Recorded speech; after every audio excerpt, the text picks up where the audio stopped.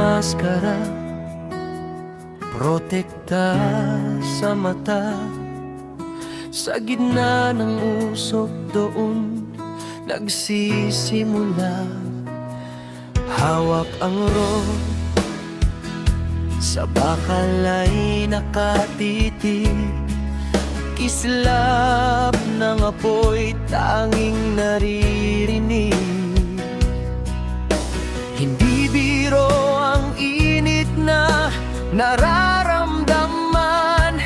Pawis ay tumatagaktak para sa kinabukasan.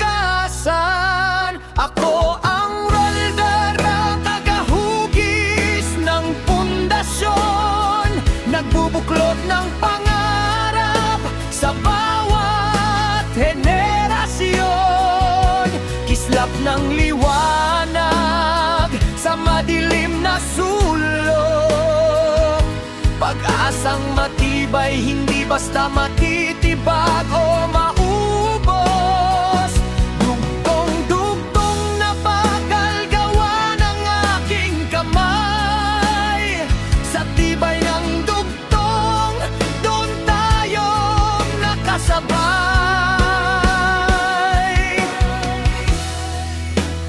Minsan ay napapasok, balat ay namamula.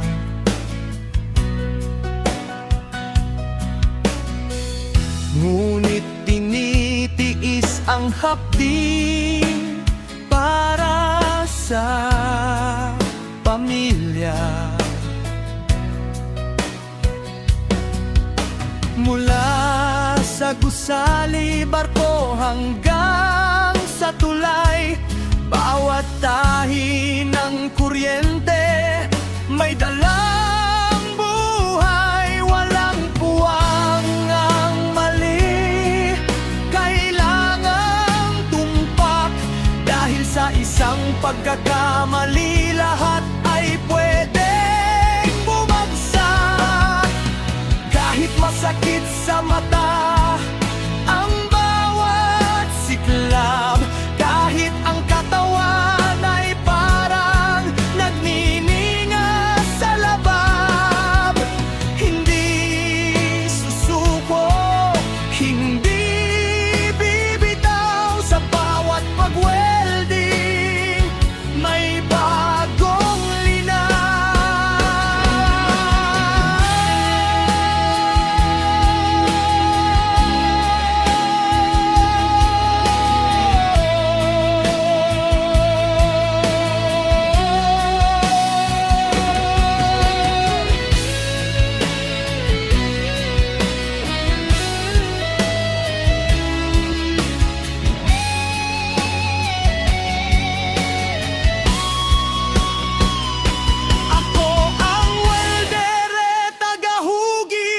ng pundasyon, nagbubuklod ng pangarap sa bawat henerasyon.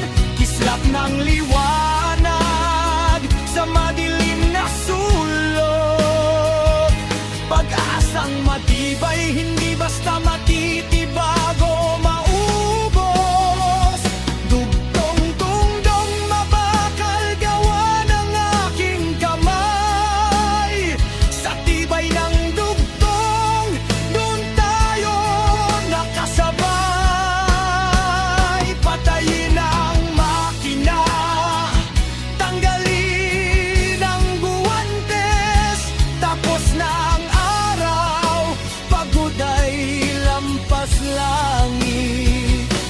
Ngunit bukas muli, sa init at kislap, ako ang welder,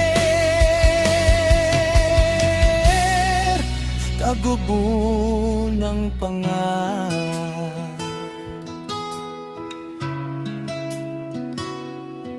Ang awiting ito ay sumasalamin sa ipinapakita nito na ang trabaho ng isang welder ay hindi lang basta pagdidikit ng bakal. Ito ay sining na nangangailangan ng pasensya at iba yung pag-iingat. Ang pagdugtong ng bakal. nagsisilbi ring simbolo ng pagpapanatili ng katatatagan ng pamilya at lipunan.